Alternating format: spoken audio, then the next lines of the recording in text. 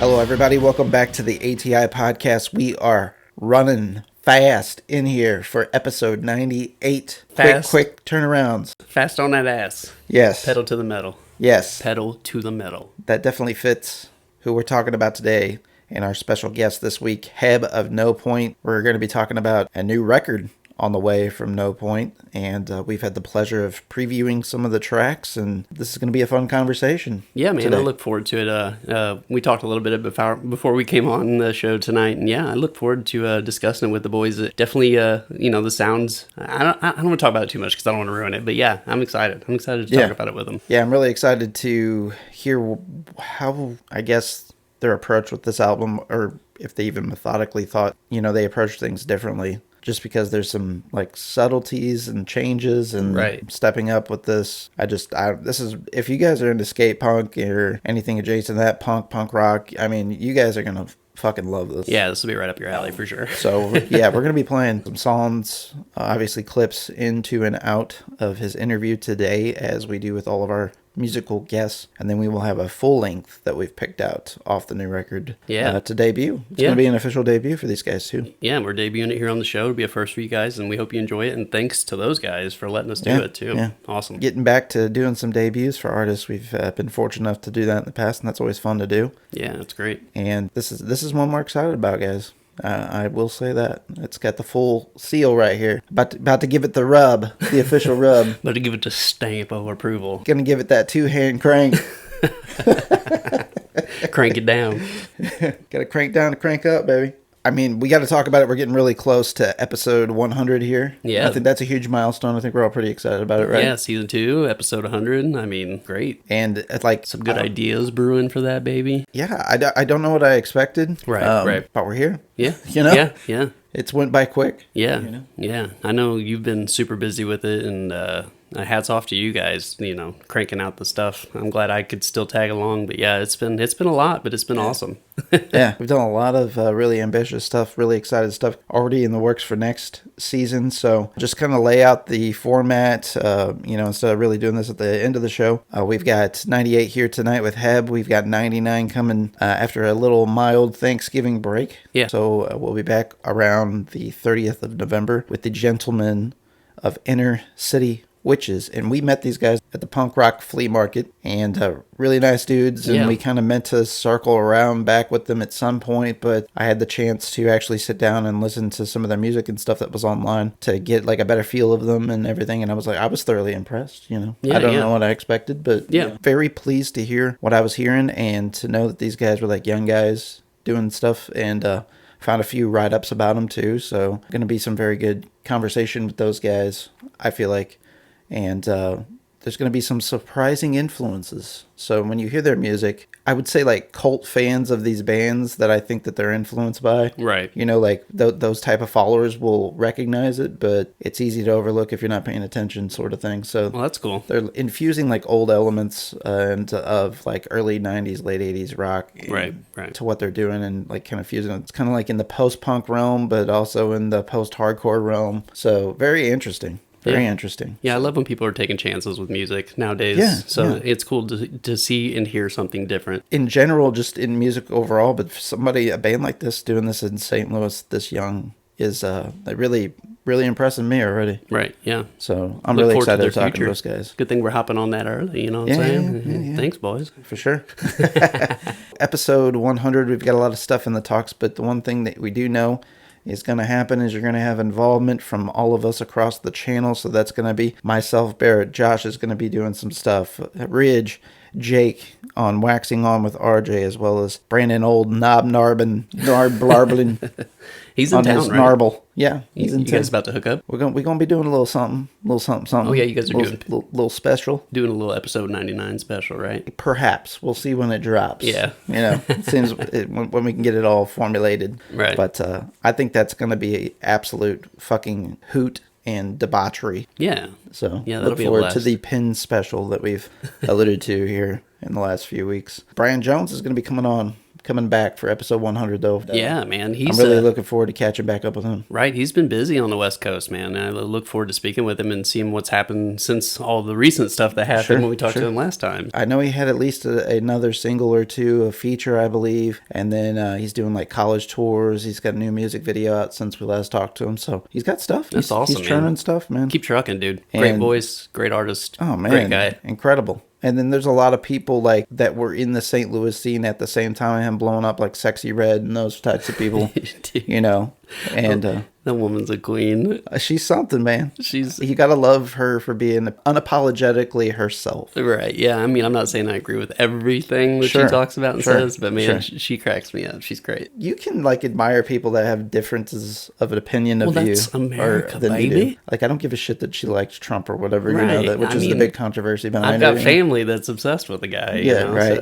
So, so it's like, we just don't need to be so tribal. Like, everybody has their flaws, right? I definitely have plenty of flaws. Right. Yeah, I hear that, my man. So actually, we had a little dropout in the schedule, so we had to do some pickup work, and we have this new opportunity with another new director that we've never actually had on the show, and his name is James Dean. He does some B-horror movie type stuff. Old Mondo Franco gave his seal of approval of him as well. Hell yeah. So he's got a very exciting film coming out called Triple Xmas. Oh God. So believe what the theme is just based on name. God. But the poster art, we're going to be sharing that, and looks fucking glorious. You could go so many directions with that. Yes, you can. You certainly can. And I think the poster is alluding to every direction you can go with that, for sure. Yes. So I'm pretty excited about that. Kind of a last minute pickup here in season 2 that wasn't previously announced. It'll go out on our show agenda postings and stuff. And then we're going to be getting into our year-end list. So favorite shows of the year. Josh and I and Brandon will tackle that one. Best albums of the year. Ridge, Jake, and I will tackle that one. Favorite movies of the year. So Brandon will come back for that one. Just got a lot of cool shit. Hell yeah. Popping up, to fill out the rest of the year. Jake and I agreed. I don't know if we mentioned it on the show previously. We probably did. We've talked about so much shit I can't fucking remember anymore. Right, yeah. Trying to keep it all straight. Jake and I decided not to do a wrestling end of the year episode like we had in years past. Reason being is we didn't feel qualified enough to comment on the current state of wrestling, just because we've kind of fallen off a little bit. Off. Yeah. Just because like there's a lot of shit out there like we're not personally interested in seeing, and you can kind of just catch up in clips, and I hate to sound like a bad fan, but I still listen to like wrestling podcasts all the time and stuff. Right. Yeah. Like I know what's going on. It's just like what is happening right now, and largely that's on TV is not. I don't want to sit through an hour and 50 minutes of a 2-hour program just to see 10 minutes. Yeah, you're looking for the 10 minutes of the show. Right. And it's just, it takes up too much of my time. Yeah, I get that. So I was just like, I got to walk away from this for a little while, Yeah. Yeah, because if you start burning yourself out on it, then you'll really burn yourself out on it, and then you're not going to be such a fan anymore. Yeah. Speaking of sporting, Las Vegas Grand Prix this weekend, guys. Saturday. It's the first one ever. Formula One. These cars fly. It's going to be awesome. Be on ESPN. I think it's late. Yeah. Yeah. It's kind of blowing up in America. It's kind of cool to see. It's kind of like soccer. So yeah, that was kind of the odd phenomenon that I wasn't like really aware of until I started heard some like on some sports podcasts being commented on a little bit more frequently. And I remember it being like big with my uncles and stuff when I was younger. It's not something that ever landed with me or whatever, but it's impressive, and it's kind of cool to have a new fad. Yeah, hell yeah. As far as what people are following in sports. We're big sports fans. I just love anything that Vegas is doing with the Sphere too, and they're doing all kinds of shit for this race. So. Well, what's unique about this race is they're literally closing down the strip, right? You were telling me it's on the main strip of Las Vegas. They're racing right down. Yeah, that's where the straightaway unprecedented. Is. Right. That's wild, dude. It's kind of like a 50s like greaser movie or something in a way. Yeah, yeah. the track races. The track actually goes. There's a T-Mobile 5G zone. It goes right in front of the Sphere.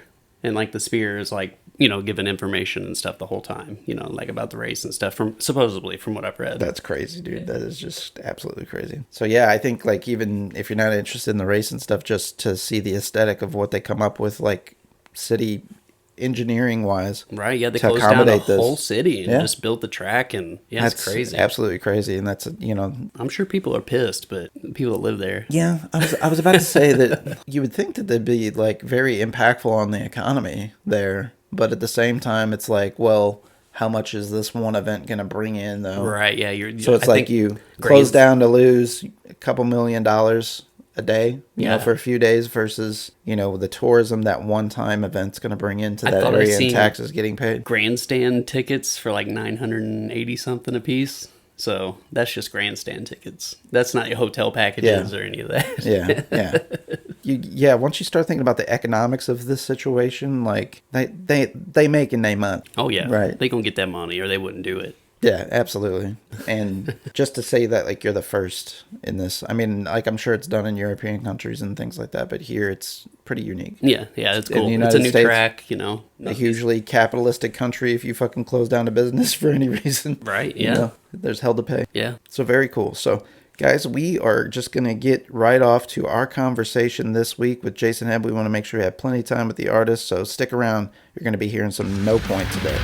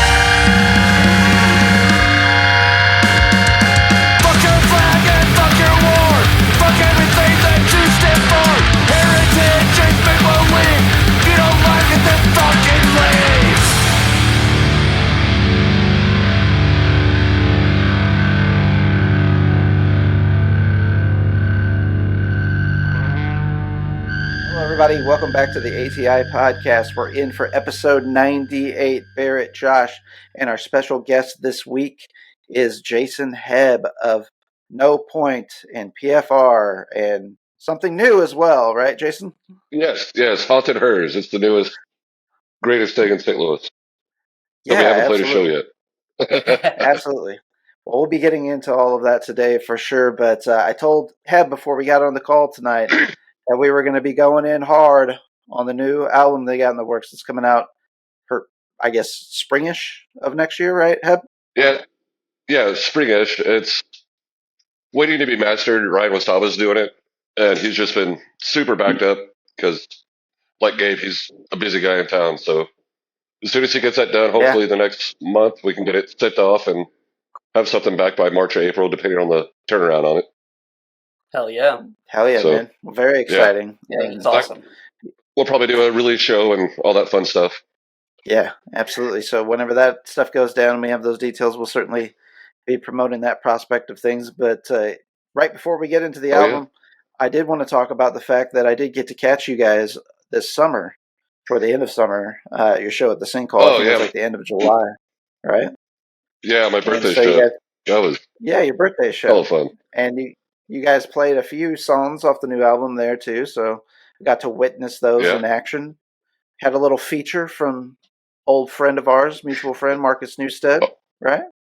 Our boy, yeah.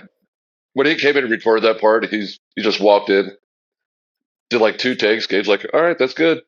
And then, in true Marcus fashion, he walked back in the control room. He's like, "Fucking killed it!" I'm like, "Yeah, you did, dude. Thanks. Exactly what I wanted."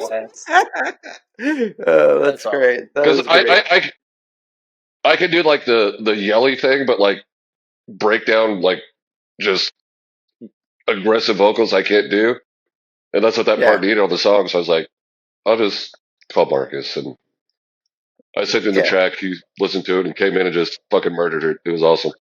That's awesome. Yeah, fucking stabbed the fuck out of it. Yeah, for sure, man. Yeah, so it was cool to see that in person as well because I didn't even know like this was going on. I didn't even know Marcus was coming to the show or anything, and so me and Rich are hanging in the parking lot, and he just come rolling up, and they're like, "Hey, man," and he's like, "Oh, I'm doing a song with Heb tonight." I'm like, "What? For real?" He's like, "Yeah," and I was like, "Oh shit." Yeah. So that was a nice surprise. It was a nice surprise, and then treat. to hear that you recorded it as well. Hell yeah, sweet. Which will be on the new album. So that's really cool. Yep. But yeah, it was a great show. So I got a chance to see you playing in PFR there as well, which I didn't even know you were doing until I was there. So a little bit of a new project since we last talked. Yeah, I think I was trying to think about it today. I think I maybe just joined PFR last time we talked. And then we mostly play in Cape. Our drummer lives down there and has lived down there since college. So he knows everybody, and we mostly play shows there. We played a couple of shows at the Park Hills Underground. Yeah. Which was pretty cool. Yeah, that Get place some local friends to come out. Yeah. Yeah, once it gets its legs under it, it can be really, really cool. And I think it's awesome that there's something like that in that area again. Absolutely. Because there hasn't been for years. Yeah. And then I think we played in Carbondale once, but yeah, it's mostly down in Cape. There's a really good scene down there. Lots of cool bands that we play with on the regular there. And the turnout is unreal. Nice. Yeah, I was going to say, that's really cool. I didn't really know Cape still had a good music scene down there. So. Right. And I'm curious what venues you're playing too. We've played at the Rude Dog Pub, which is just a dive bar. Right. And then been there. The Blue Diamond, it's like a pool hall. But they have a section where the bands can set up and stuff, which is really fun there. And then a guy that I used to work with years ago back in the high school, first part of college, at a restaurant, he moved to Cape and started working at Celebrations down there. And eventually bought that and then opened a brew pub called Ebb and Flow Fermentations. And probably 3 or 4 times a year, they do big, all day things, kind of like we did at Bob's. Yeah. Oh, cool. And we played there 3 or 4 times. It's a super rad place. The beer's really good. This is the first time I ever had a pickle stag, which is hell yeah, actually fucking amazing. Yeah, it's amazing. Yeah, and it's always a good time. And what's crazy about Cape is none of these places have their own house PA. It blows my mind. You have to have your own shit to bring it in. Oh shit! Damn. There's a couple of guys that it's called Richter's Light and Sound, and they do all the punk rock shows down there, and it's fabulous. Individual monitor mixes, side fills. It's the sound there is on par with anything in St. Louis. So it's really fucking cool. It's a lot of fun. Yeah. Oh yeah.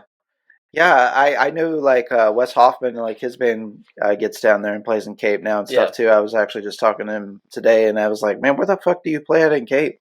And he had told me about some place I'd never heard of. I helped set them up with that. I got them in touch with Red Claw Promotions. Newtown Plaza. Did you mention that earlier? No, I haven't played there. Newtown Plaza music venue. Yeah, I'd never heard of that. The Red Claw. The Red Claw Production / Records is the guys from the Scatterguns.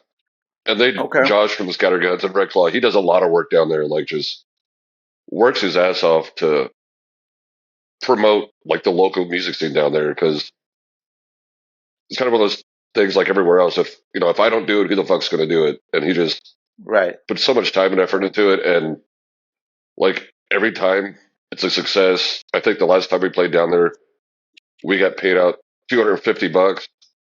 It was at Ebb and Flow, so we got to eat and drink all night for free. Hell yeah. Nice. It's kind of strange that, not talking shit on St. Louis, but we can do better down there than anywhere up here. Right. Yeah. So that's really fucking cool, man. I'm excited to hear that. It's fucking rad. Yeah, so people be aware of that. There's somewhere to go play music, man. Yeah, no shit. Yeah, and they get bands from Carbondale, Poplar Bluff, just that whole Boot Hill region, and there's some rad shit going on down there. It's really fucking cool. Awesome. Yeah, that's awesome. I did not know that. Yeah. one of the bands they're called Negative Whiplash, and they just graduated this spring, and they're fucking fantastic. Just Wow. like last time we played with them, the last time we played down there, like I pulled one of them aside. I'm like, just so you know, you guys are spoiled as fuck playing in Cape. Yeah. Because this shit doesn't happen everywhere. Like, yeah. Wait till like you get on the road. You might make $100 to put in your gas tank to get home, and maybe a soda because you're underage. But like y'all are spoiled as shit here. So that's incredible. Appreciate it until you go out of town. You'll really appreciate it. Yep. Yeah. No doubt. There's just a ton of good bands down there. That's great. Yeah, I mean, there's a lot of good bands in St. Louis. Even it just seems like there's just kind of like it's like a revival of dude, like heavier music. Yeah, like I heard you. Yeah, I listened to the episode with Brad Jokers from Disappeared, and you guys mentioned that. And like, there's a ton. Like, I can't keep up with all the new bands, and trying to get to see them. Like, if I wanted to see everybody, I'd have to go out every night of the week. Right. And I'm just too fucking old for that shit. Right. I hear you. Like these real young kids, like the Inner City Witches. Like they met us at the punk rock flea market, and I was like, all right, man, I'll check out your stuff. And they're actually going to be on the next episode, and I was like really surprised to hear what they were playing at the age that they are. Right. It really is shocking. Yeah, it's inspiring. I haven't got to see or hear them yet. What are they? What's their? They call them, as far as their genre, they call themselves post punk and post hardcore, which are two of my favorite genres to start. So you would think, well, they could go many ways with that, but some of like what they play sounds like early Nirvana, like pre Nevermind Nirvana. So like just kind of yes. Yeah, so kind of very visceral. But still there's fucking rad. It's almost like the way they structure their songs is almost like pop songs too, though. So awesome. it's got like I think they got like a marketability to them beyond. I think that they can appeal to a lot of people. That's awesome. Yeah, and they're young, Fuck they can only build. You know what I mean? Right, but as long as being young doesn't get in the way. Absolutely. Oh yeah, I hear that, man. You know, just if I being kids and attitudes and 15, 20 years ago. Well, and priorities. Right, just right. Fucking write it out. Write it out. Yep. Yeah. Right, for sure, man. That's cool. Yeah, so I'm thinking just kind of like with this revival of everything that's going on, it's kind of actually forcing everybody, knowingly or not, to kind of like step up their game, like good sportsmanship and one-upsmanship, if you will. I don't know if you're kind of feeling that same sort of way, but at the end of the day, I think it's at least an encouragement. Like you hear somebody else doing well, and you're like, "Oh man, that inspires me to do good too." Yeah, for sure. Like it's like almost every time I see a new band, I'm just fucking blown away, and then I realize like how old they are. I'm like, fuck, these kids are like 20, 21, 22. Yeah. And I was playing then, but it was nowhere near to what these kids are doing now. It's a lot of the times I'm like, well, fuck, this kid just played fucking circles around me. Right. Yeah. And I hear you. Hopefully in that case, if I'm playing with them, I've already done played, so I don't have to fucking follow it. Right. Yeah, there's a lot of good bands. Do you guys think that that's because we live in the age of information too? Like somebody could sit down and learn how to play the guitar on YouTube, and you know what I mean? Like the accessibility and maybe like I feel access is an all-time high. Yeah, that's kind of what I'm thinking. Right. Too. Or if you want to, or even just like the different apps for your phone that have tablature on it. Right. Yeah, that too. Like if you can't learn by ear, like I can't learn shit by ear. I have a terrible ear. But if I see tablature, I can fucking figure it out.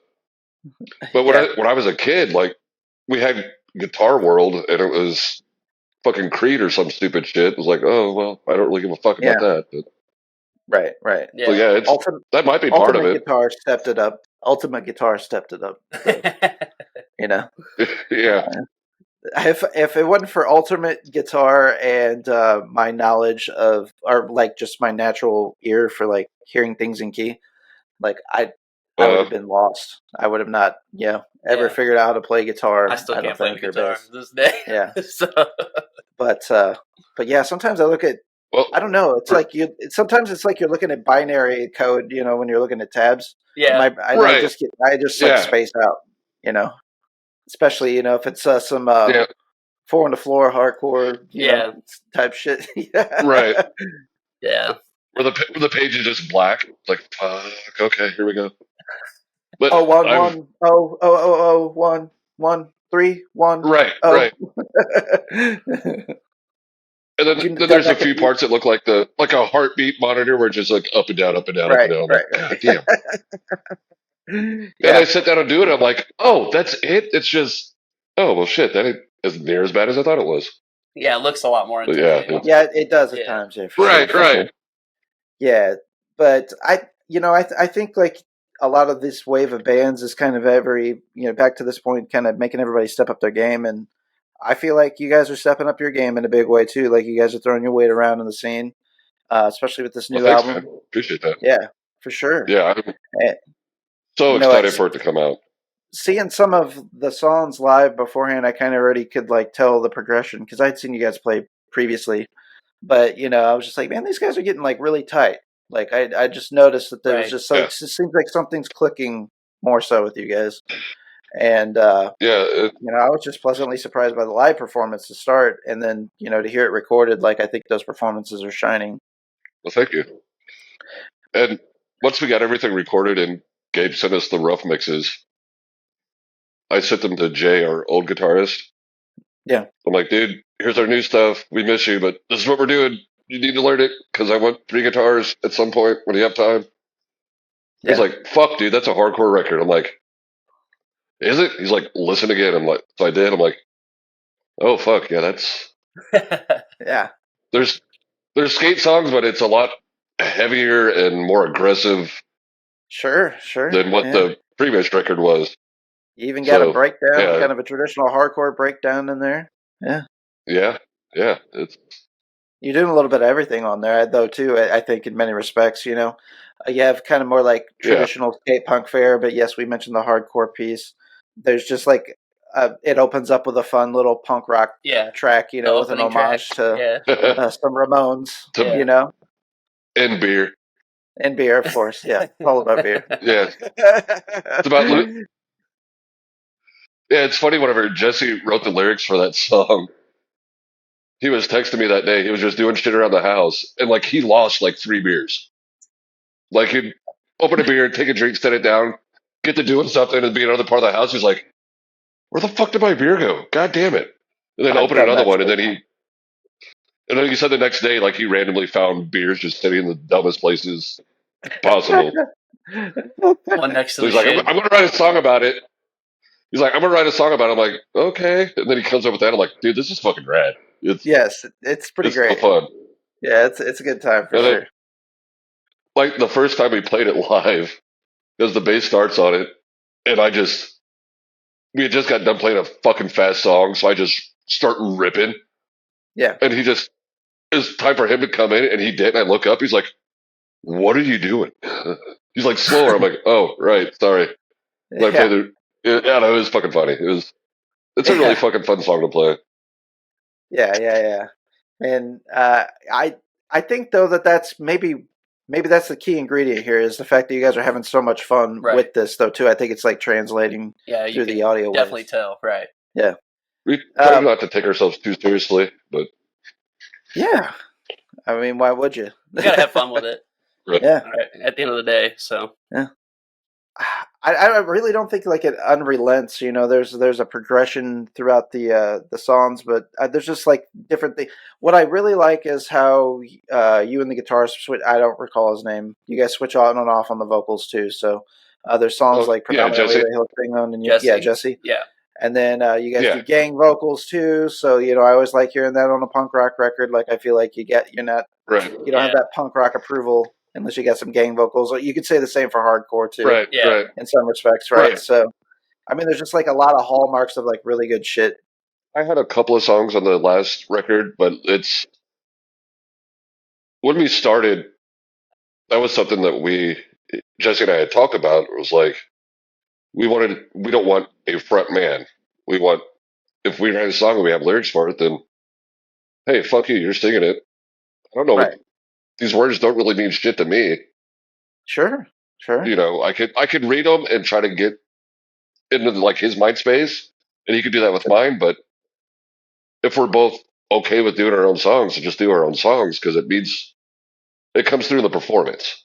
Right. Yeah. If you're I singing agree. words that you wrote, so I agree. that I've always thought it was cool when everybody, especially when there's not a lead singer and it's everybody's playing guitars.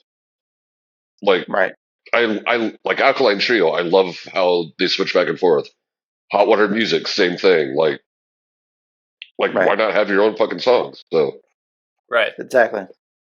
Yeah. That's something that we used to do back in Meyer Giants. Ridge and Jake would switch on and off too, Yes. between bass and guitar and stuff.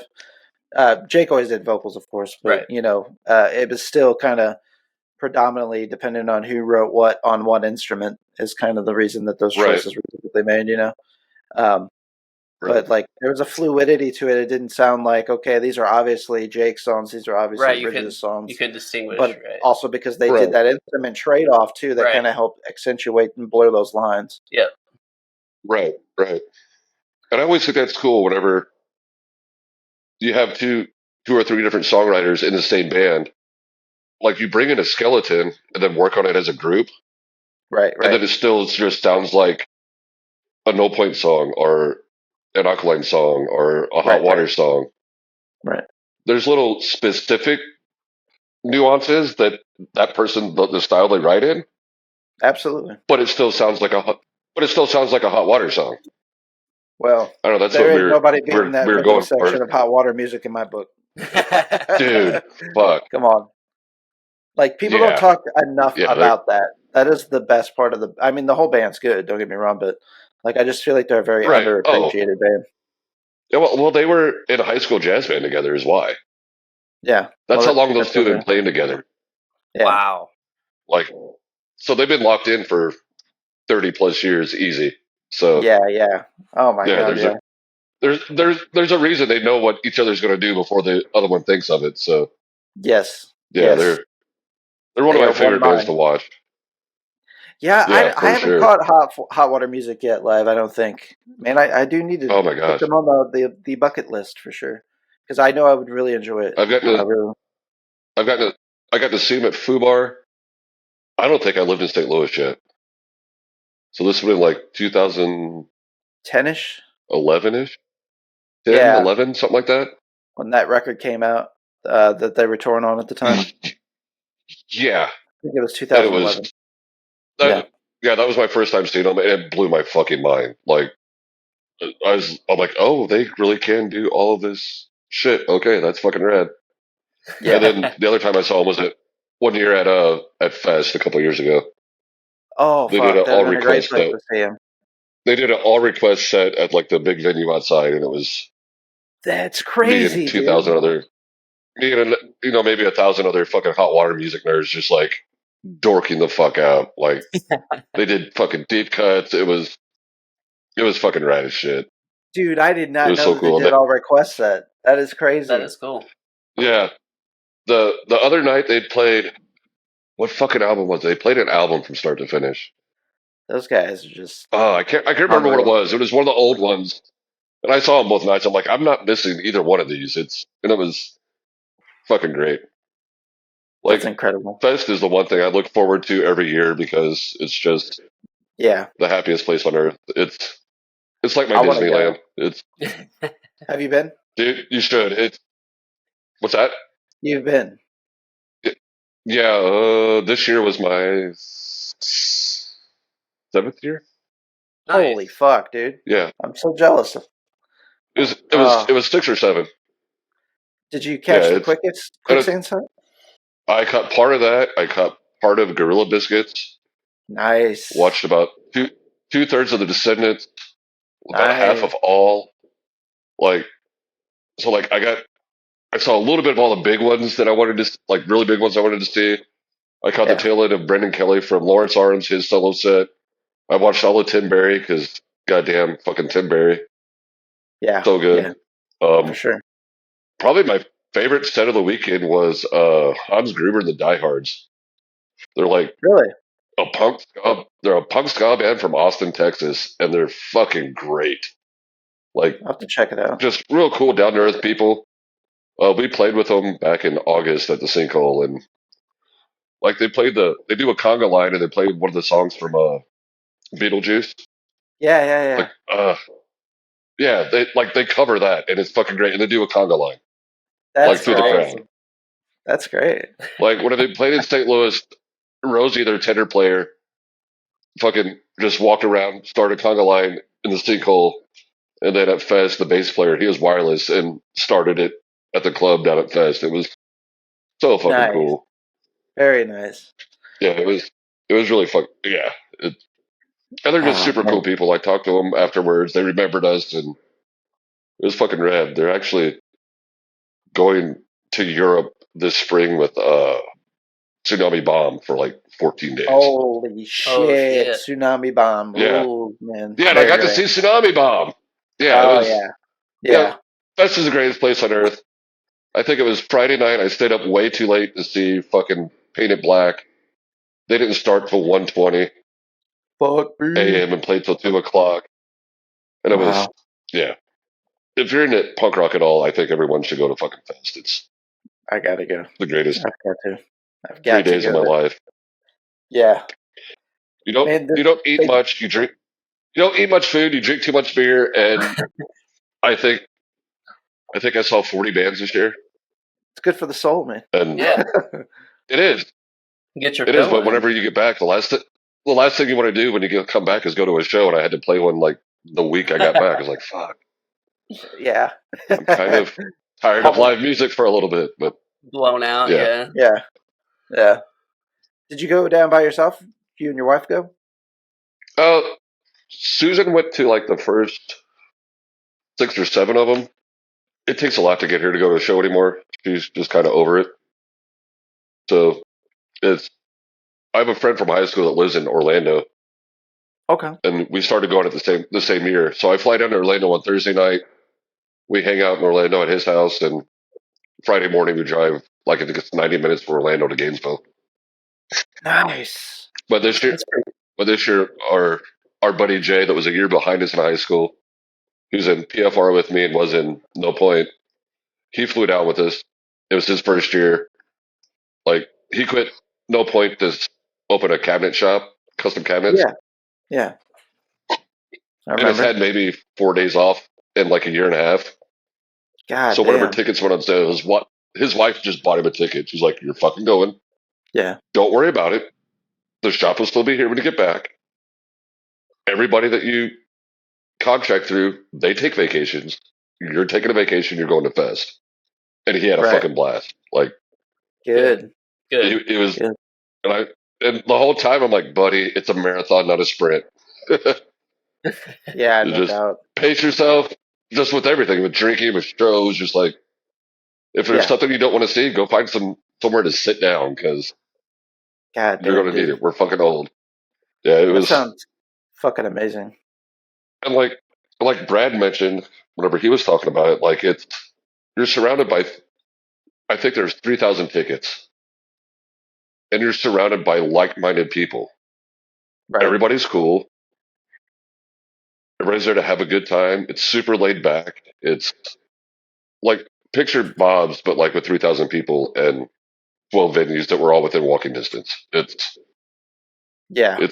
wild. I think there was 250 bands that played over the weekend. That's such a machine, man. Yeah, they have it down to a science at this point. It's pretty fucking impressive. Yeah, even we had the opportunity to interview Horsewhip, who just played it. So they were on just before you, and they were talking about like trying to, yes, they were there, and the primary agenda was for them to play, but they also wanted to catch all these other sets. And then one of the guys in Horsewhip is also in Heaven's Gate, so he had to like run and play a set with Heaven's Gate too, and miss people that he wanted to see. So it Right, was just right. kind of like a logistical nightmare for him in a way. man. Oh, So yeah. and it never fails. Two of the bands that you really want to see are playing at the same time. It's Oh it's just yeah. going to happen, and that's why I ducked out on early on some of the the Legacy acts. Like I kind of like 10 minutes of quicksand and had to bounce. So like 4 Man. songs, of Gorilla Biscuits had to bounce. It's just Yeah. I've it's never just seen how it either, works. so I would I have to hadn't see. either. I don't care. Oh, Yeah. oh, and I finally got to see Sparta. Oh, nice. I Yeah, never from got to see. there. Yeah. So that ticked off the last of the trifecta because I saw at the drive-in back in the day somewhere in St. Louis. I don't even remember where it was. And then I saw Mars Volta with I think the Chili Peppers. Did they tour with them? That sounds right. Yeah. At like I'm sure. early 2000s. So yeah, I finally got to see Sparta. I'm like, fuck, okay, well that's done. Yeah. So, yeah, it was. Sparta doesn't get talked enough about, I feel like yeah, from kind of that. left in the wind, kind of. I think Like, they're great. They've quietly put out good albums consistently. Yeah. Like I would almost say that I like them more than Mars Volta. Overall, yes. Yeah. However, Deloused, as far as individual album of anything they've ever done, it's Right. like it's up there. It's in the conversation. It falls off with Francis for me, and then after that, I don't care about Mars Volta. As popular or unpopular that is to say, I don't give a fuck. I just lose interest after a while. Right. You know. But yeah, whatever. I only got to see Mars Volta once on that. It was at Savas. I think it was Chili Peppers. But like, and I knew who they were. I hadn't heard them yet, and they came out and played. And the whole time I'm thinking, I'm like, all those motherfuckers are doing their own thing, and it works. Right. And I don't understand how that. Yes. Like at the time, it didn't make sense, and it kind of still doesn't because everybody is just. Riffing. It's almost like they're all playing their own fucking song and riffing. Yep. But it all fits. And like, yeah, it works together. I don't know. I was maybe 25 at the time, and I was like, how the fuck are they like? Right. So yeah, I got to tick that off. So that was fucking cool. What's funny is you make that point and we talk about this. We were Ridge, Jake, and I were just having a conversation today about a band that we had seen a lot of fanfare about in like all these year-end lists and stuff. And I was like, it just sounds like a bunch of people playing whatever the hell they want. And everybody's riffing on their own, and it just doesn't come together for whatever reason. But in this instance with Mars Volta is when it works. Yeah, I think it's kind of lightning in a bottle, though. Like you can't just get up there and rip just because you're playing in key constantly and make it worthwhile. Right. Yeah, and that while you were saying that, like it reminded me of what is it, Past Life Tiger? Yeah. Marcus and Calvin and like the same thing. They're not even songs. They're just improvising the entire time, and it works. It's right. Musicians like that blow my fucking mind. It's musical genius. Super rad. Yeah. There's just like some potions that mix together just right, you know. Right. Yeah. For sure. Right. Musical potions. Like what? Like some musical potions. Oh, okay. Don't get too excited over here, man. Got to beat this man down. Table play. So I would assume with the new album's going to be coming some new, let's say, like creative ideas. Hopping off of that, you guys got plans for music videos and support, or any type of ideas machinating? Yeah, I've started doing like just kind of a lyric video for Killer Pills, but instead of just like scrolling lyrics, it's me holding poster board with the lyrics on it. I love just that. dropping That's it cool. just in random spots. Like Brendan Johnson, that's in PFR with us. Like he just recently got into photography and stuff, and he has a really badass camera that does awesome video too. So we started filming some of what we did at the mines there in Park Hills. Okay. Oh, nice. Like nice. for like just like I just wanted something like kind of desolate, just kind of fits the song. Yeah. So we did a couple of shots there, and we're gonna do try to find some like abandoned lots up here to do it in, and like Midwestern Gothic. Just get several locations. Yeah, dude, just get several different locations, and then he's gonna edit them together, where it's just very cool. random. I love it. So we're doing that, and then we're gonna probably do a video for beer. Oh yeah, how And can you not? Come on. right, and like the idea I have for it is fucking awesome, but it's like the premise is we're at the studio, and like Marcus comes in, we're like, "Hey, dude, you want a beer?" He's like, "Yeah, sure." He takes a beer, like goes into their room, opens it, takes a drink, sets it down, opens the guitar case, and it's gone. Yeah. And then like Mike Jones, the guy that owns the place, like him in his press room, like same thing. And then Nice. one of us opens a beer, sets it down, and it's gone. And then at the very end, it's going to be like the studio dog Eleanor out back with like beer cans dumped over and like her licking the beer up. Where it's like That's she was hilarious. just going and stealing everybody's beer. There you Because go. she will do that. She has done it to me. She's knocked a beer out of my hand and drank it off the ground. She's That's a little incredible. fucking booze hound. It's like my wiener dog, man. He likes to smoke weed. It's wild. Yeah. He likes to smoke weed So, yeah, with you, Josh. Let's make sure we get this correct. Yeah, not like he's It's not like he's in there fucking lighting up a pipe. all by himself. He suddenly gets a thumb to work a lighter. He's hitting the bong. But yeah, it's going to be that mixed in with like it's going to be that storyline mixed in with some like performance video in the room and just whatever. I think it'd be fucking hilarious. Yeah, I'd watch the shit out of the video. So oh yeah, Hell yeah, that sounds like a good time. You know, and obviously one thing that I want to lead into with your band, of course, we say skate punk, but man, like I told Pam, my wife, I played some tracks for her as well, which she really enjoyed too. And like we couldn't just Right on. we were just constantly thinking like this would be awesome in a skate video, like the old skate montages and videos that the skate vids, how you would find out about bands. Like this would be perfect for something like that. That type of application, kick flipping stairs and shit like that. Yeah. Yeah, perfect for that. Get some fucking speed grinds in there. Yeah. Right. Yeah, that's awesome. That's what we're going for. Yeah. Whenever we first started No Point, Jesse hit me up on Facebook. He's like, "Hey, do you want to start a skate band?" I was like, yeah, man. Like, it's the band that I've been wanting to be in since I was fucking 15. And right until we started this, it was hard to find anybody else. It was like, that was stoked about it. Like, oh, what, like Fat Records and shit? I'm like, yeah. They're like, they thought they were too cool for it or whatever. Right. Like, let's start a skate band. I'm like, fuck yeah, we are. We're gonna fucking banana strum fucking all day. Just yeah. So yeah, absolutely. Like the ripping solos too that are on this new record too. Like I have to mention, like are fucking killer, man. That like, was that was Critter. Like she had kind of dicked around in practice with them, and then we were in studio and we had laid down all the tracks and we're going back to guitar dubs overlays, and we got to the solos for Killer Pills and Maximum Out of Pocket. And on Killer Pills, at the last minute, I decided I wanted one at the beginning because she had already like kind of worked out the one in between the verses. Yeah, and like, oh, by the way, on the intro, you're doing, because it's 3 times. Like the first time, it's just instrumental, and then like the second and third time, I want you to solo over. She's like, fucking seriously? I'm like, yeah, that's what I want. She's like, okay. Yeah.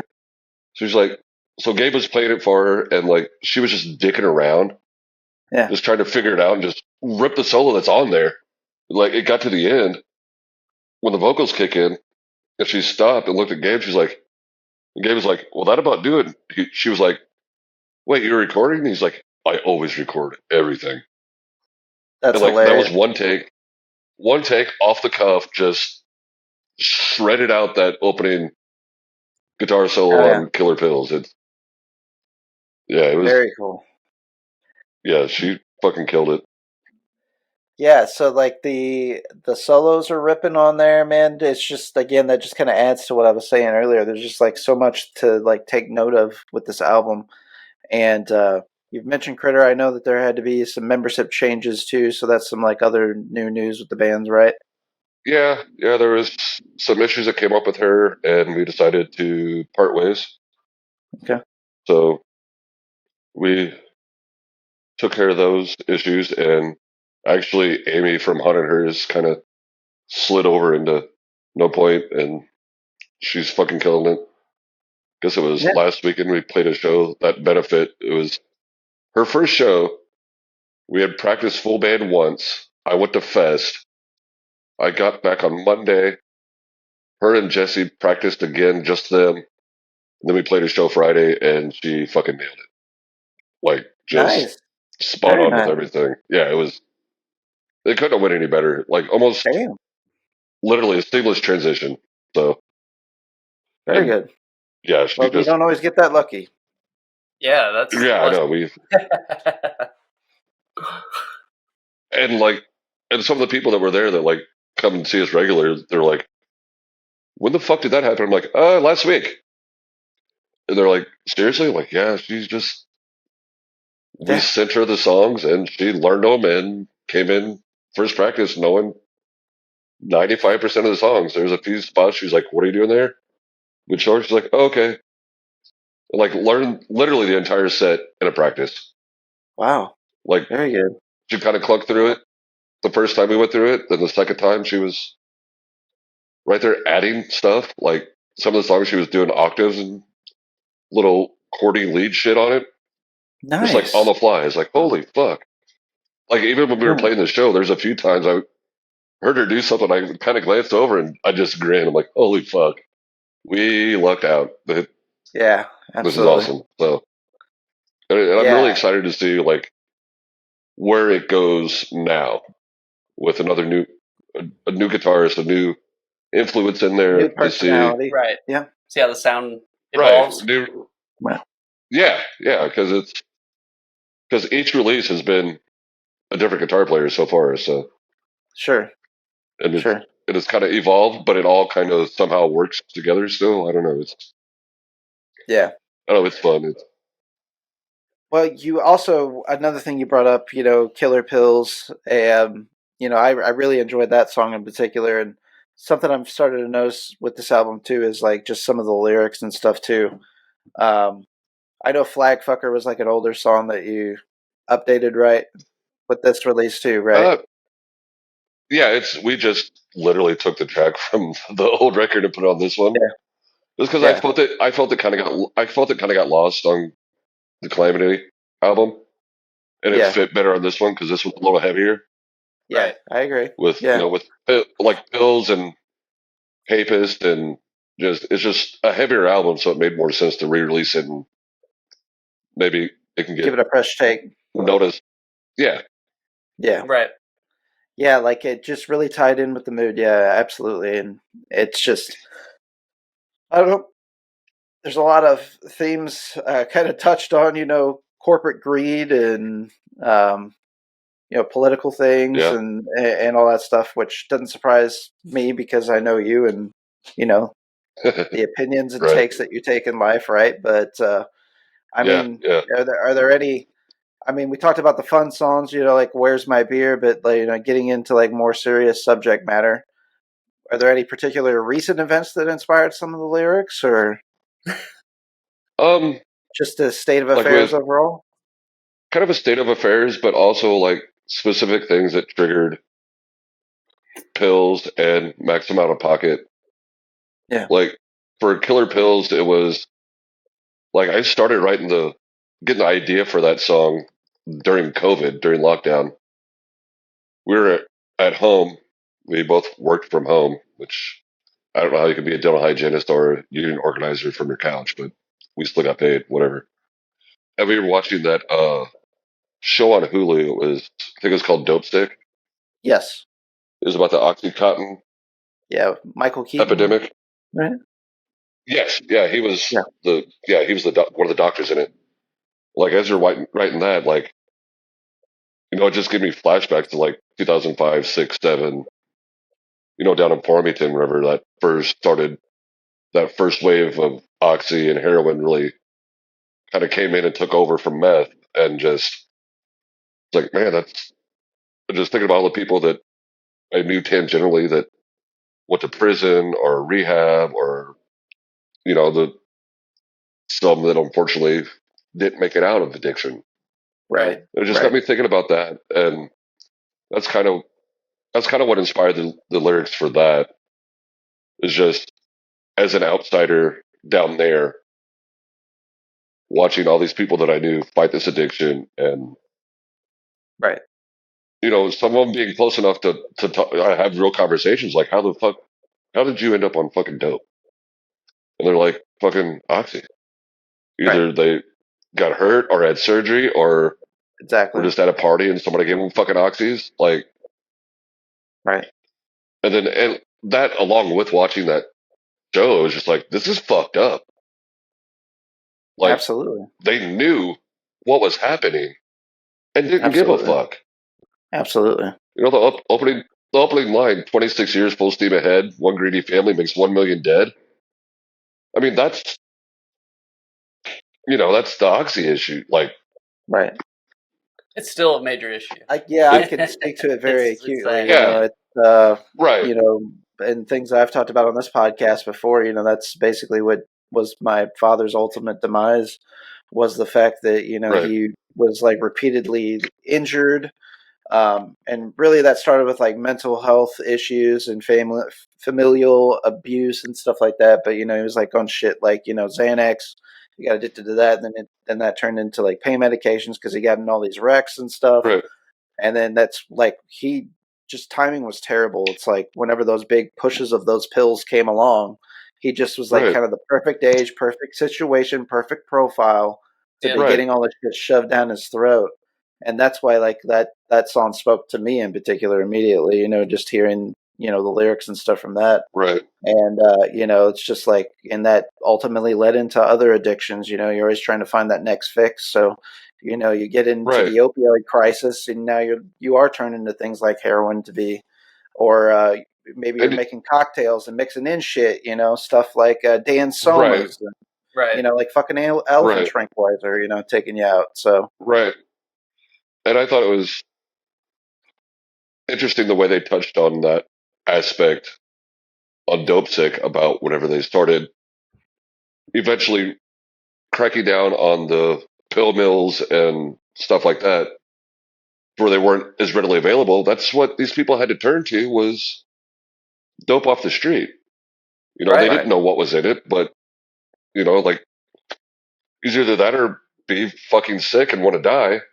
So of course they fed their addiction with street drugs. It's right. Like every time I think about it, it blows my mind that it was so hard to fucking do anything about. Yeah. Right. And even people like me that looked like I was going, the companies would lie. I mean, like at every turn, wrong, terrible, unethical things were happening. Yeah. Right. Like I would go to like doctor's appointments with my dad whenever I was trying to get him straightened out, and he had like 19 fucking medications to take a day. It's unnecessary, dude. Like you had to take this for that because now you've got this side. Take this because this does this, and then you got to take. He's on so much fucking pain medication and shit, and of course he's going to be like retaining fluids and all these side effects that come with that, And it's just like unreal. It's just again back to the pill mill comments, too, and cheap medications and these pop up.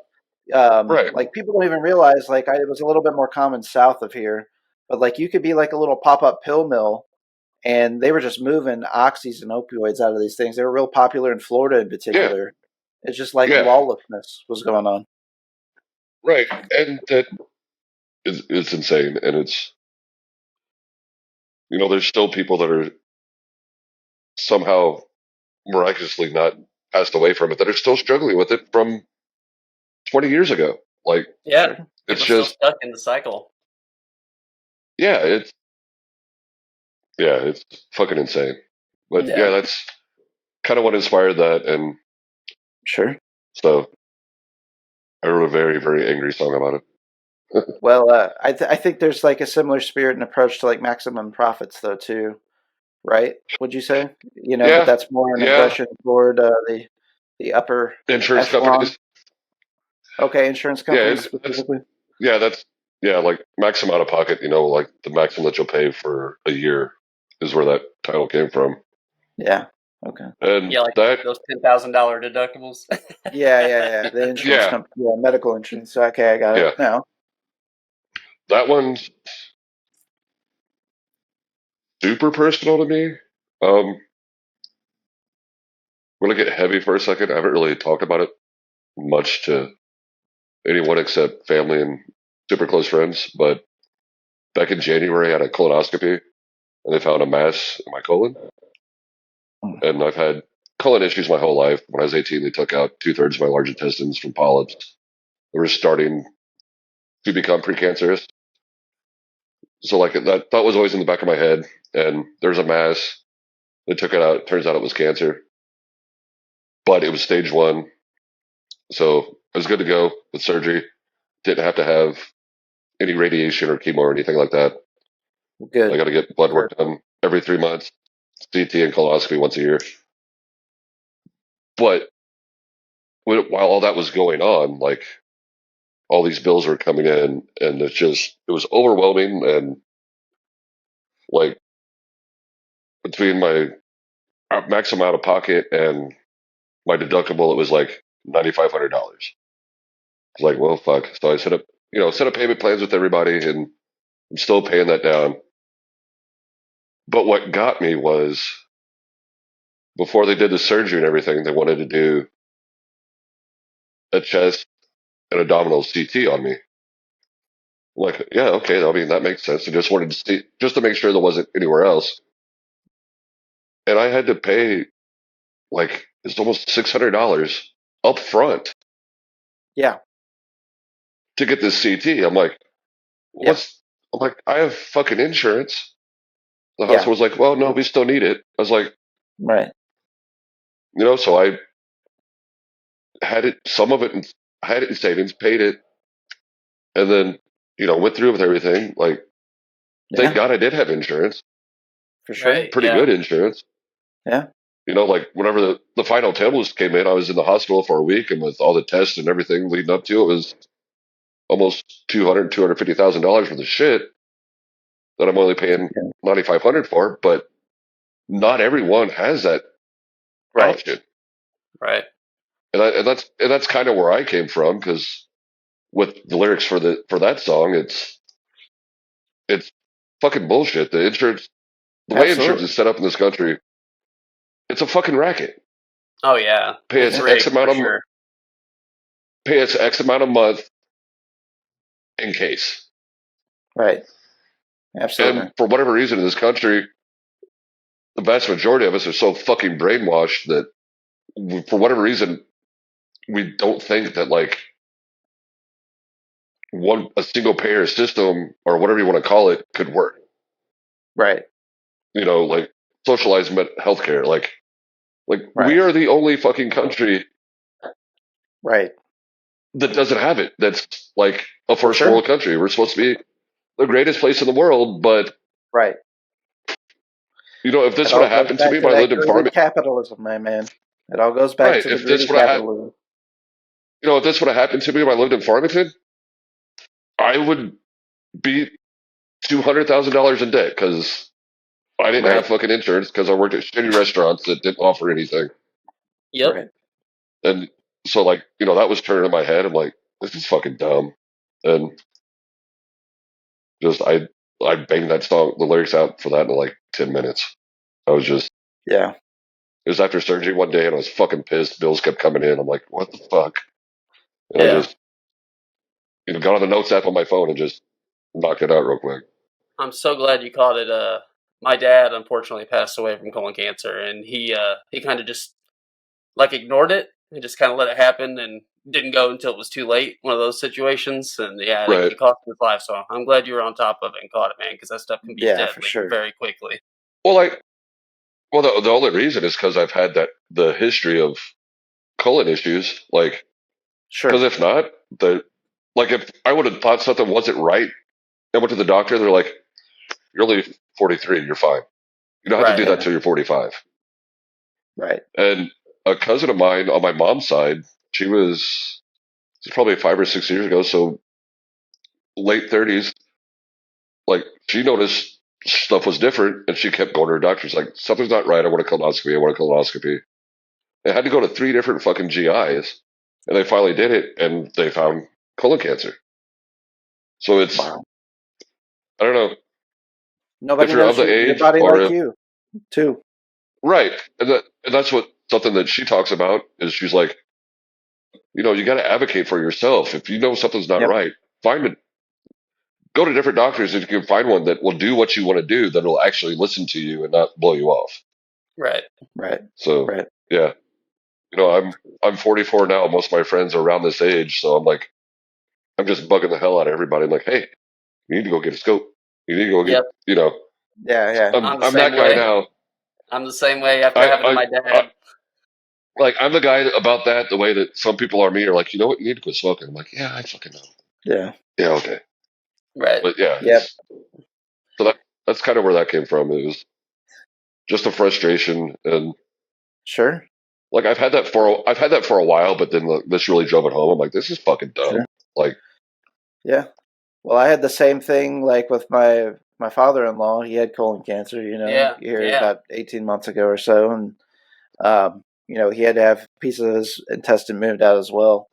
Again, if it hadn't been for healthcare, you're talking hundreds of thousands of dollars that he would have had to pay, but also that was after him paying thousands of dollars out of pocket as well. Years, yeah. And I can speak to it on the back end for me, like with all my back issues in the last year and everything. Like I was supposed to have like a maximum out of pocket of I think it was $6,700, and but I had already met. I was like only like February, March, and I was almost at my maximum already. That's insane, yeah.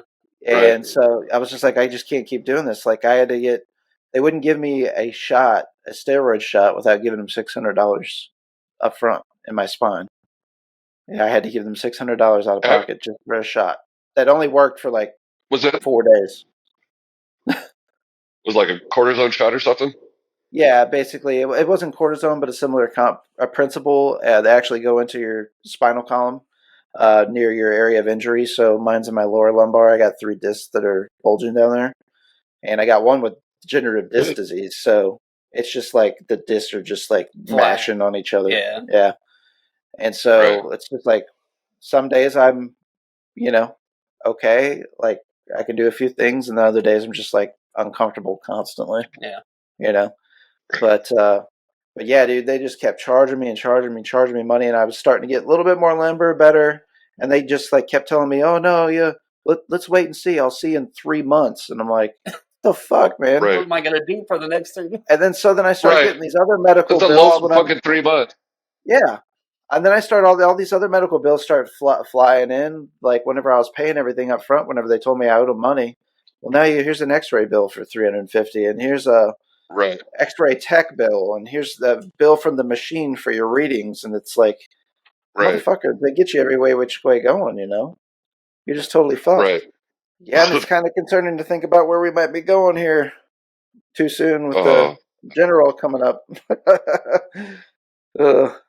I try to kind of keep up with it, but I also kind of don't. Like, here's the thing: you feel responsible. 2016 to 2000. Yeah, but it was so exhausting. But you can't. Yeah. It was so much discouraging shit happens to where you're just like, it's better not to care, right? Right. And like, it's back in August, we started writing again. And like, we even talked about it. We're like, somehow with this new record that's coming out, the last one, like, we became political as fuck. It wasn't like a conscious decision. Yeah. Right. It was just, I mean, we wrote Calamity Western Civilization during the Trump administration. So, like, obviously we were pissed off about that. Right. And we're like, yeah, maybe we should start writing about something else. I had great intentions, and then this whole fucking Palestine or Israel thing started happening. Like, well, fuck. Yeah. And like 3 days into it, I had the outline for a fucking song. I'm like, well, fuck, here we go. Okay. So I don't know. I Well, guess when maybe you're we're passionate political. about something, it's easy to write about it though too. Right. So it's kind of like that Right. But I never-ending do, cycle. another song for the new song is about struggling with mental health and anxiety. So hopefully that'll I'm make sure. the cut and we can finish that. I'm sure a lot of people can relate to that nowadays. Oh yeah, come on, absolutely. Yeah. Preaching to the choir Yeah. over here. Yeah. Sing, preacher, sing. Like before I started this new job when I was still at Schnucks, like during the pandemic, like I was having panic attacks, like full on meltdowns at least once a month, if not twice. Yeah. Yeah. There was one day at work, like I had a meltdown and I could not figure out how to clock out. Like all I had to do was swipe my badge, and I couldn't comprehend how to do it. Somebody had to help me, and I switched jobs, and I've had one since then. So it's gotten better, but like still, it just I don't know. Every once in a while, it's. Well, yeah, I want to do a song about that, and I don't know. We'll see where it goes from here. Well, what you guys are doing amazingly on this new record is you guys are getting in, getting on, getting off, and getting out. Yeah. Like any good punk or hardcore album, right? Yeah, I think it's 9 songs, 17 minutes. Yeah. With a cover. Absolutely. Yeah, absolutely. With a cover and an old song that we added to it. Yeah. Like we're calling it an LP. I guess it counts. I don't know. I think it's too long to be an EP. So yeah, I don't know. It is what Either it way, is. it's getting pressed to vinyl, right? Hell yeah, which is badass. Yeah, absolutely badass. Yeah, and I can't wait for it to come out because the album art is so fucking rad. It's so fucking cool. I can't wait to see it. A label mate of ours on Ning Guide, he's a singer in Candyline, does all the artwork for the label. And I kind of told him what I wanted. It's like the front cover, it's black, and in white is NPHC. Nice. With the X, like the hardcore logo. Yeah. And then lower left hand corner says no point in cursive. The right hand corner says self-titled. And then the back of it is a black background with a black and white picture of the practice space with just like the info down below it. Like to me, it just screams like late 80s, early 90s hardcore record. Like, very nice. Like if you're flipping through, like, ooh, what's this? And it just has that hardcore aesthetic. Yeah. Which I'm super stoked about. I don't know if it's a hardcore record or not. I call it a hardcore record. I don't know what kind of We call it a skatecore. We call it a skatecore record. There you go. Because we kind of blended the two. Baby. Yeah. Yeah. And we've all, like lately, we've all just really super gotten into like late propaganda. Oh, hell yeah. Like Failed State, from like then on, just where they're doing those crazy fucking angular chords. 8-fret. Yeah. Yeah. Like Jesse learned how to do those. And I'm like, holy shit, that's fucking cool. And so probably throwing some of that into the mix. Like if we're doing propaganda chords, it's got to be political, right? We can't. Yeah, absolutely. Come on. You got to stay with it. I don't know. Part of me wants to keep going down that route because I think it's stuff that's important to talk about. Yeah, absolutely. But also part of me is like, and also part of me is like, who the fuck gives a shit about what some 45-year-old white cis guy that's middle class thinks? Like, in the grand scheme of everything, I'm fucking golden. Like, I have, you know what I mean? Like, yeah, a lot of the shit I'm singing about doesn't. Yeah. Right. Except I'm fucking mad.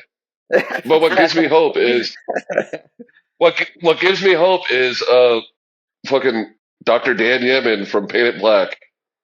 That dude's probably mid to late 50s. And I saw him the past 2 years at Fest, and that dude is still fucking pissed off. Like, pissed. Stay mad, baby. Stay mad. Like, I remember them from like back in the day, and then I saw him last year at Fest. I'm like, oh shit, yeah. I was like, holy fuck. Yeah, They fucking rip, and he is still just angry. And they're writing new music. Yeah. That was probably my third favorite set from Fest was seeing them again. They're fucking rad. Hell yeah. Well, I think we've reached the portion of the program that you didn't get the opportunity to do somewhat of the last time you were on Heb. I want to ask you some random questions and get to know you, your personal Okay. musical taste and ambitions a little bit more so for our audience. Question number one for you, So, Heb, is going to be, let's say you are booking your own fest, Heb Fest, and you get 4 bands. Let's say 4 headliners, or it could be any 4 that you want to play that festival. What 4 bands are playing that festival? And it could be alive or dead, legacy, old, new, doesn't matter. Can be different genres. I want to know, who are we having at Hebfest? Festival Schmectable. let's see. Anyone alive or dead from any era. Jesus Christ. Headlining Yeah. is Nirvana. Okay. Nirvana. Like in Euro era. Yes. That's probably my favorite. That's probably my favorite Same. record. Same. Um, and then right before them, the Beatles. Yep. Okay. Like it? It's funny as I was jamming the Beatles literally when Josh showed up here before you got on. We were listening to some Beatles songs. Hell yeah. Yeah. Some of my favorite. Under them, no effects. Okay. Like that's a Goddamn. band that like I keep going back to. Like still after fucking almost 30 years, 40 years Yeah. of them being a band, 30 years of me listening to them. I at least 3 times a week I'll put that on in the van while I'm driving. One more, probably Scout. Okay. I like that. I do like that. Hell yeah. Very cool. That would be We saw, quite the insane mixture, but great.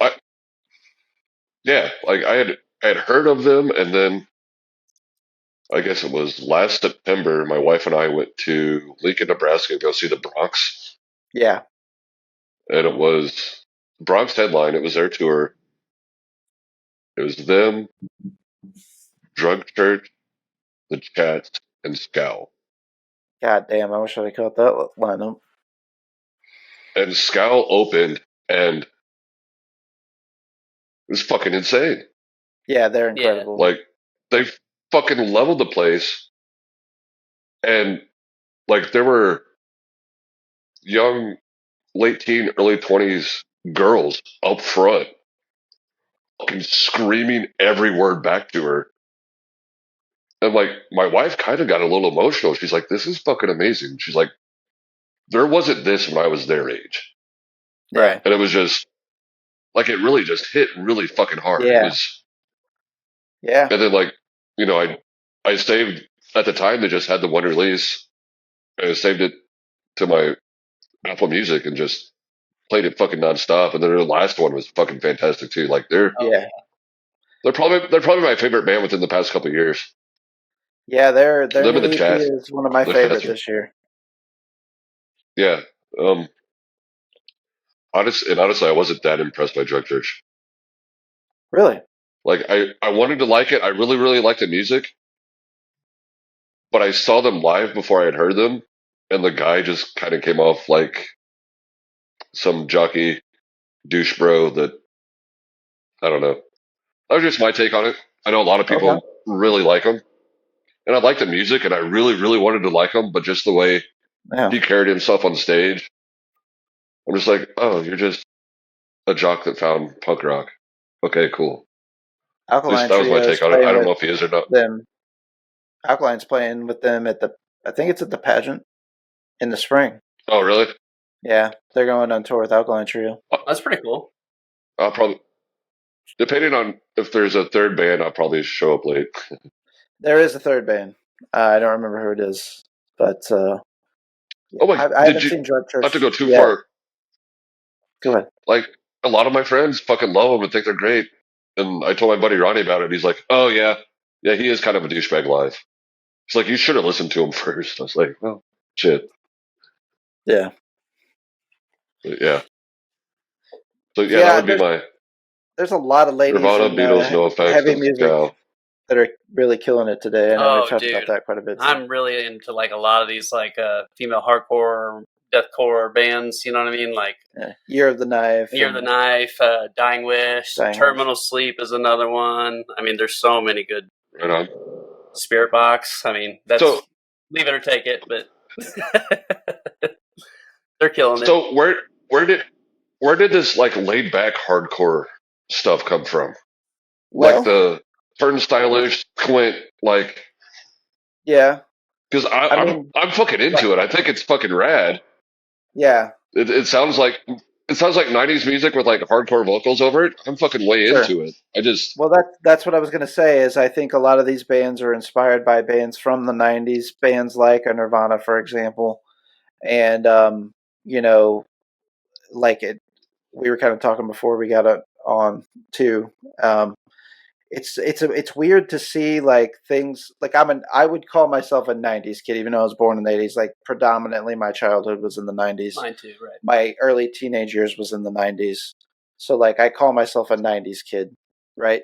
So I like Fair what enough. I hear these kids playing like that are 15 years younger than me is stuff that I would have been into back then. It's just odd. It's like you can hear the influence.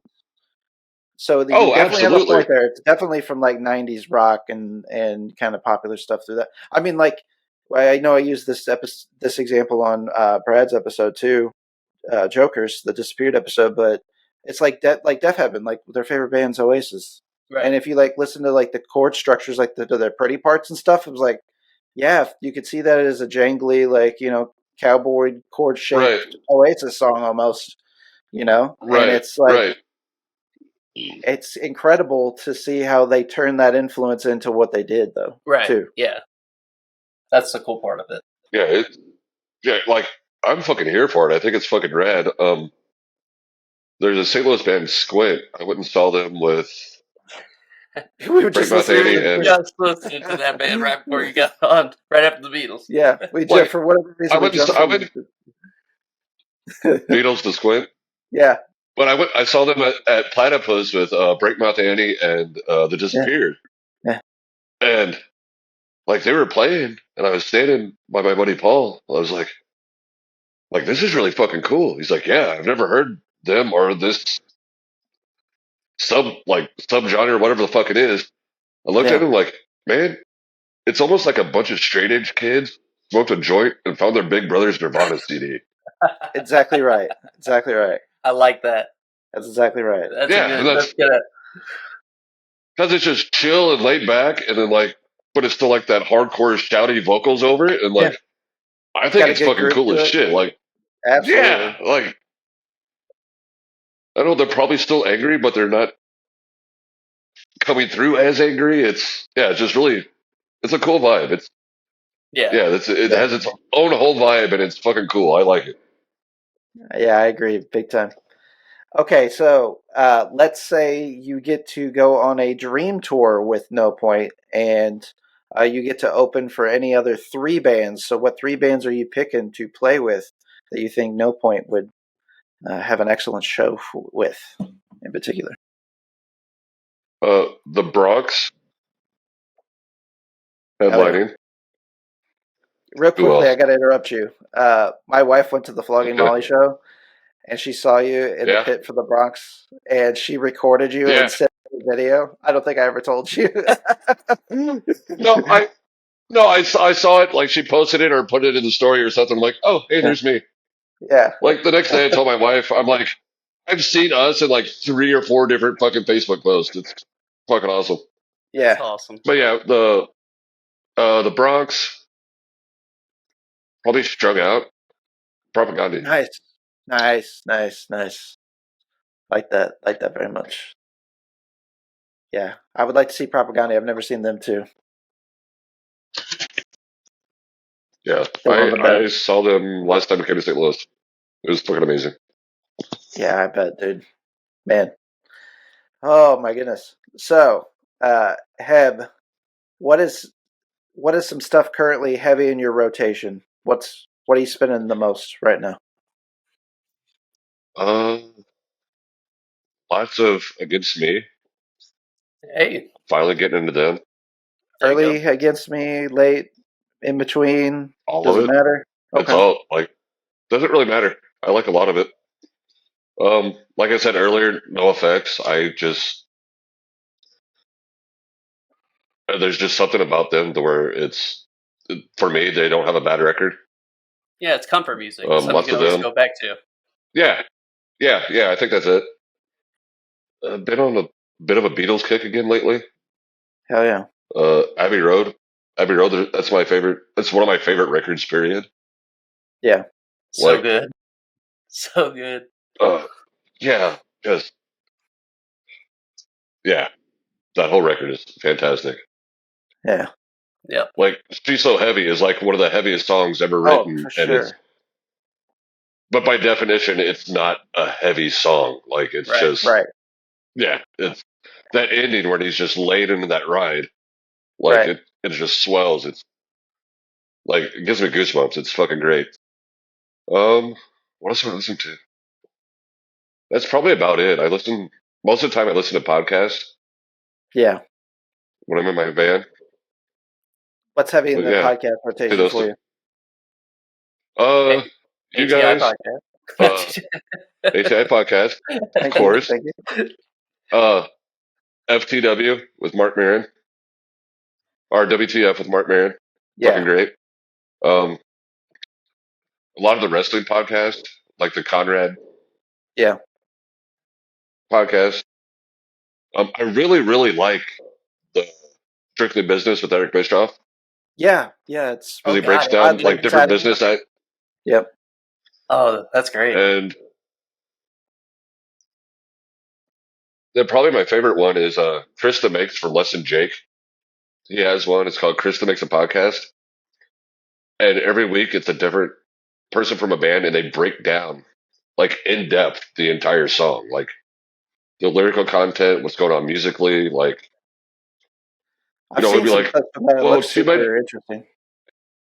It's fucking awesome, and what's cool about it is like it's made me think about the way I write songs and transitions and like pre-choruses, and it's really cool. I think you guys would really dig it as musicians too, just to hear how different people write different songs and get it broken down like that.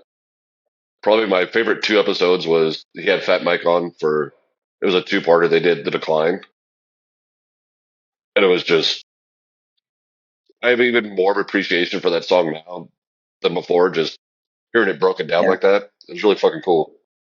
You know what I think you would love, Heb? I don't know if you've ever checked this out What's before, that? but Trash Theory on YouTube, where they go and they do deep dives either on artists or genres. I'll send you some links. But I think the last one I watched was on Jawbreaker. And oh my God, that was an incredible episode talking about them coming up in the West Coast, like Bay punk scene. Like right on the heels of Green Day coming through with Kerplunk and Dookie. Right. They were I mean, they already had material out, but that's what helped propel them into more popularity and stuff. And, like some of the resistance that they were getting with Dear You originally, but now it's become a cult phenomenon. And, just like all the controversy. Yeah, everybody shit on that record. Right. That's fucking cool. Yeah, send me a link. I'll fucking check it out. Yeah. That sounds awesome. You watch... It's one of my favorite episodes, but I mean, there's tons of good ones. They go on a deep dive with Gary Newman. They do a Brian Eno episode. I mean, they kind of do a little bit of everything. I think they've done some Beatles stuff. They'll do genre specific, so they'll tackle first wave and how punk became punk or new wave became new wave. I mean, it's just incredible the shit that this guy is insane. He's a savant. And he'll pull examples, like he'll actually pull historical examples and put it into the episodes.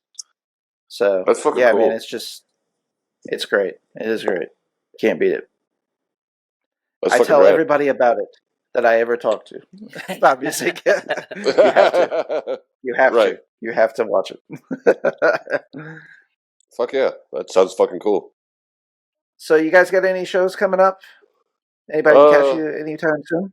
No point. We don't have anything booked yet for the rest of the year. I think we're taking some time off to write. The first Haunted Hearse show is December 22nd at the Heavy Anchor. Hell yeah. Okay. Ironically enough, it's a cover show. Oh, so really? our first show, we're not even playing our own songs. Bob from Breakmouth Annie is doing a benefit show, and all the bands are doing cover sets. And we're doing Against Me. Nice. Oh, nice. Okay. Awesome. Cover set. Yeah. And like Amy, the lead singer, like she's a huge Laura Jane Grace fan. So like we're just a 3-piece, so we're doing a lot of old stuff, like a lot of stuff off Reinventing or Reinventing Axl Rose. Yeah. Yeah. And just like some of the older stuff before they. Hey, that's a huge party album right there, man. Like that is, Oh yeah. Yeah. Like if you're gonna sit around with some friends and drink some beers, like that is the album to have on it, or at least in the rotation. Yeah, heavy rotation for sure. Yeah, we're playing that. We're doing Alkaline, or we're doing Against Me. Breakmouth Annie's doing Peg Boy cover set.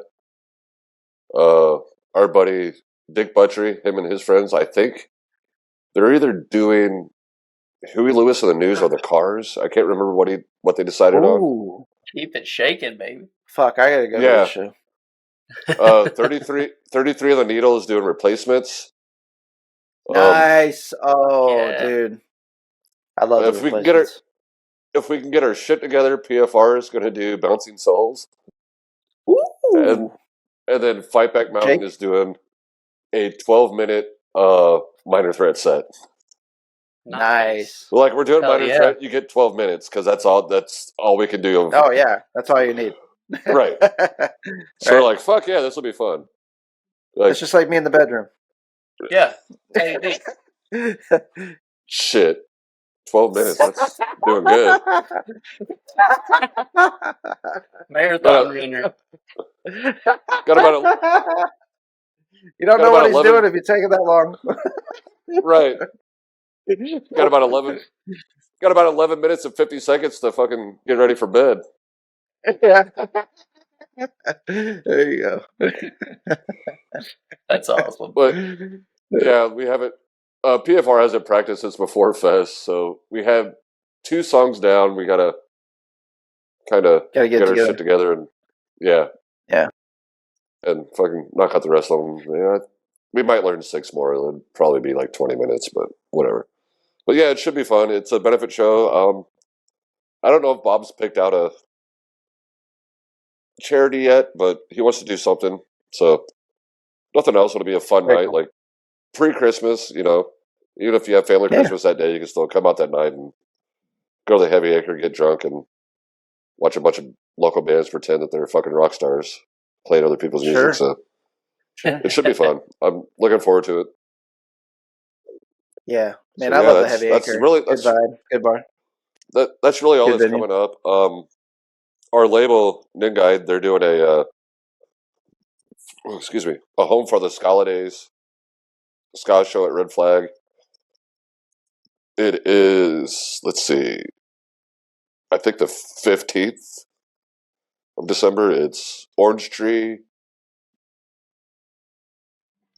and 2 other bands that I can't remember because I'm about half drunk and my notes are on my phone, which is recording me right now. I didn't think ahead and write it down on paper, so. But yeah, that should be fun. Yeah, so that's. Well, we can always put the information in the episode details. So that's one thing that's good about this podcast. We do that. Yeah. So we'll make sure to keep you guys informed. Right. That's right. So yeah, there should be some fun stuff coming up to round out the year. I know that. Fuck. It was the 18th, Saturday? Yeah. It was the Wes Hoffman fucking disappeared show. Yeah. Which should be fucking cool. But I'm a nerd and I'm going to my friend's house to watch fucking a pay-per-view instead. Because... Oh, yes. Full gear. Right. Full gear. Right. So... Yeah, that should be a fucking rad show. Yeah. But yeah, all yeah. that I really have coming up is the cover set. So. Well, very cool. Well, we'll have information about that. I think I did see a show flyer go out about it yesterday-ish.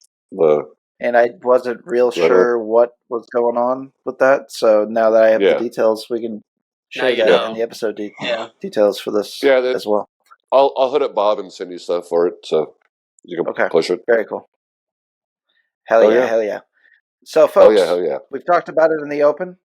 We are going to be having some No Point songs from this new album, just little sneak previews into Heb's discussion today in the post version of the show, the on-demand version of the show, and you're going to be hearing some music on the way out. We're going to have a full length at the very end of the episode, so be sure to stick around for that as well. Heb has been so kind to give me freedom to choose my favorite songs from the new album, so you're going to hear a nice mixture of songs and some of the themes that we touched on today as well. Heb, let the good folks know where they need to stay in touch with you, No Point, and everything you got going on. Instagram is No Point USA, I think. You think we're correctly. We're on the Facebookers. I think it's just No Point. I'm not real sure because I'm an admin, so I just switch accounts. I don't know what the address is, how to find us. We're on Bandcamp. We're streaming on Spotify and Apple. One thing that's really fucking annoying in Apple, when you fucking search for No Point, Non-Point comes up first, and it pisses me off to no end. But what are you gonna do? It's the one directly under Non-Point. It's that shitty band that was on the Punisher soundtrack. Yeah, that's not Heb's band. Oh, were they on the Punisher soundtrack? Yes, they were on the Punisher soundtrack. I think the Thomas Jane one specifically. Yeah. That's hilarious. I didn't know that. I don't know. I just see them pop up all the time, like motherfuckers. Because even though I have the files in my Google Drive, I still go to Apple Music to listen to it whenever I decide to self-indulge myself. Yeah. Just because it keeps playing, I don't have to swipe or anything. So yeah. Right. Does anybody else do that? Do you ever just get the urge to like hear your own songs? Or am I just like a narcissistic asshole? Okay. I'll be like reflective. Like I'll just like wonder. Like months will go by. Sometimes I'll say, and I'll be like, "Was that good?" So I'll throw back and listen to it too. That's really 90% of it, dude. It is for me, anyways. Being critical. Sometimes if we pull out an old song that's one of mine, I'm like, I think I know the words. I know the words, but I get confused. And I'll have to like pull it up and be like, the other thing. Okay, what order? What's the order? Okay, there it is. Yeah. Yeah. So. Fun fact: Non-Point also did a cover of "In the Air Tonight" for Miami Vice movie. Yes. And shamefully, I will admit now that I jammed the fuck out of that whenever it came out. I was like a teenager. Yeah. I liked it at the time. I don't think it probably ages well. I like it a lot. Right. Really bad. I mean, I'll just like shamefully admit that I loved it when it came out. Yeah. So, like the No Point Non-Point thing reminded me of PFR. We got a cease and desist from Pray for Rain. Oh god! Oh my god! Are you serious? Yes, because they said that they own the copyright to the letters PFR. And Ron, our drummer, he handles all like the administrative shit. And he's like, cool, send me a screenshot of it. And we haven't heard anything since. So, it's like, god damn, for fuck's sake. Like, you haven't been a band for like 20 fucking years. So, yeah. Right. That reminded me of that, and I just thought it was fucking funny. Like, That is hilarious. That is awesome. Well, guys, stay in touch with No Point. Everything they got going on. Heb, Instagram is the primary spot. A little bit more active there, right? Than Facebook? It's about the same. It's about the same. We're really bad at both. If you want to, I'd say Facebook is better to message us. Okay. Because I'll get notifications on that. Jesse has the login for the Instagram, and he took most social media off his phone, so he only sees it when he's on a computer. So I gotcha. Best way to get a hold of us is through Facebook Messenger or me personally. All right. So hit them up through Facebook Messenger, guys, if you're interested in booking these guys on the show too, or just want to hit them up and say you like the music, and be looking forward to the new stuff, the new tracks. Give them some feedback, all right? Fuck yeah! Once you hear it here on the podcast, all right? Shooting for March or April. That's the game plan. Hell yeah! Well, we will keep everybody updated, and we'll definitely promo it whenever we got a release date too. Hell yeah! Sounds good, Mr. Heb. Thank you for your time once again, sir. Thank you so much, sir. Appreciate it. Not a problem, gentlemen. Thank you for having me on. Good seeing you guys again. Yep. Take care, man.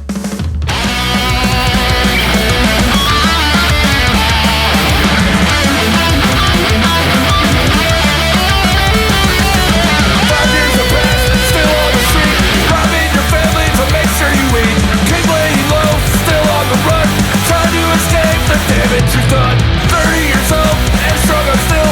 All of this horror for one little pill. Now evil deeds will get in your face. You'll never know how much you were missed. Killer pills. Killer pills.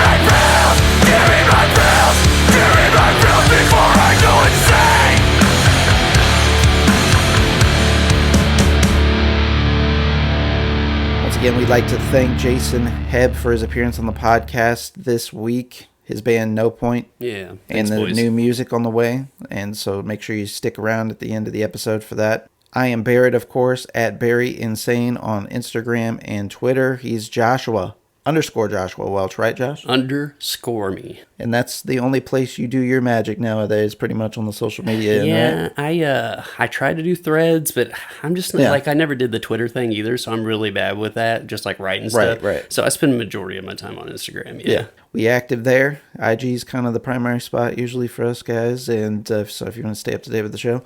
And we, of course, are out of time. So we want to wish you all a good night and good luck. And stay safe out there, everyone. And if we don't talk to you before Thanksgiving, happy Thanksgiving. Happy Thanksgiving, for sure.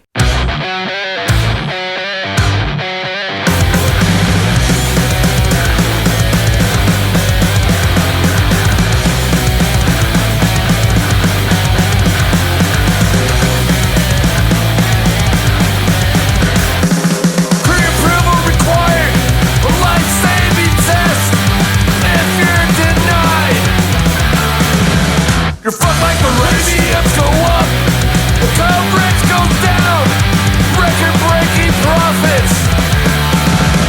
Toast of the town, it's profits over people. It's really that fucking simple. It's profits over people. It's really that fucking simple. Lifetime of debt for the privilege to live. It all depends.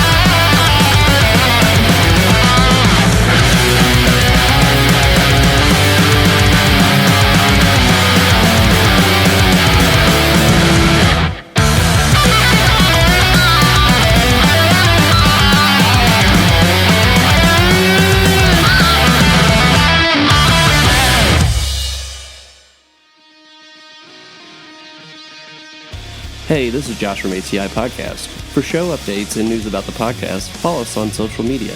You can follow us on Facebook at facebook.com/ATI Podcast 22, on Twitter at podcast_ATI, on Instagram at the ATI Podcast, on TikTok at ATI Podcast. DMs are always welcome.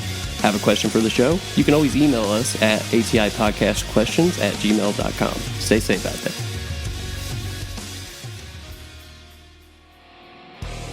This is Barrett from the ATI Podcast. Each week, Josh and I discuss current events, pop culture, music, TV, movies, politics, sports. Nothing is out of bounds. You can also tune in to learn about rising artists, small businesses. Whether it's music, graphic design, filmmaking, or even a brick-and-mortar mom-and-pop shop, we will be spotlighting folks and their endeavors. Listen to us on Spotify, Apple Podcasts, Google Podcasts, Amazon Music, Anchor, or anywhere you enjoy your podcasts. Just search ATI Podcast. We would like to thank you for your continued support, and as always, please stay safe out there.